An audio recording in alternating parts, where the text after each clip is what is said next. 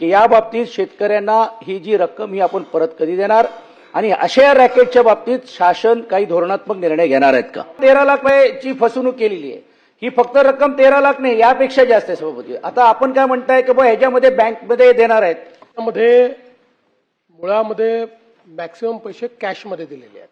त्याच्याकडे तर जे काही आपल्याला पाहायला मिळते ते 2-2.5 लाख रुपयेच दिसतात, त्याच्यावर त्याच्याकडे गेलेले दिसत नाही आहे. पण त्यांनी कॅशमध्येही काही घेतले आहेत.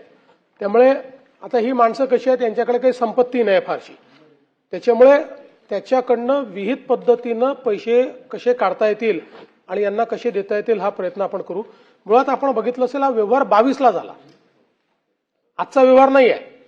2022 मध्ये झाला आणि 25ला येऊन यांनी तक्रार केली. त्यामुळे पोलिसांनी जर तक्रार जर लगेच झाली तर त्याचे अकाउंट फ्रीज करणं किंवा इतर संपत्ती जप्त करणं, बऱ्याच गोष्टी करता येतात.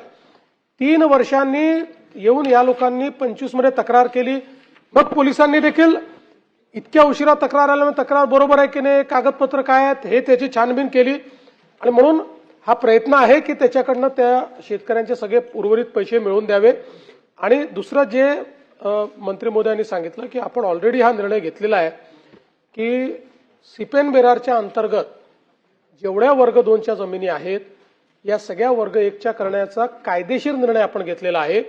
त्यामुळे अशा प्रकारे त्यांची का फसवणूक झाली हे देखील आपल्याला तपासावं लागेल, त्याच्याही सूचना मी दिलेल्या आहेत. कारण आपण बघितलं असेल तर जवळपास काही जिल्ह्यांमध्ये भंडारा असेल, गोंदिया असेल, या जिल्ह्यांमध्ये तर आपण जवळपास प्रत्येक शेतकऱ्याच्या घरी जाऊन 7-12 दिला, वर्ग 2ची जमीन वर्ग 1 करून त्यांच्या घरी जाऊन दिला. मग नागपूर जिल्ह्यातही ते केलं आपण, तरी यांना तो 7-12 का मिळाला नाही आणि यांना वर्ग 2ची जमीन वर्ग 1 मध्ये करण्याकरता का अप्लाय करावं लागलं किंवा अशी फसवणूक का झाली हे देखील पाहण्यात येईल.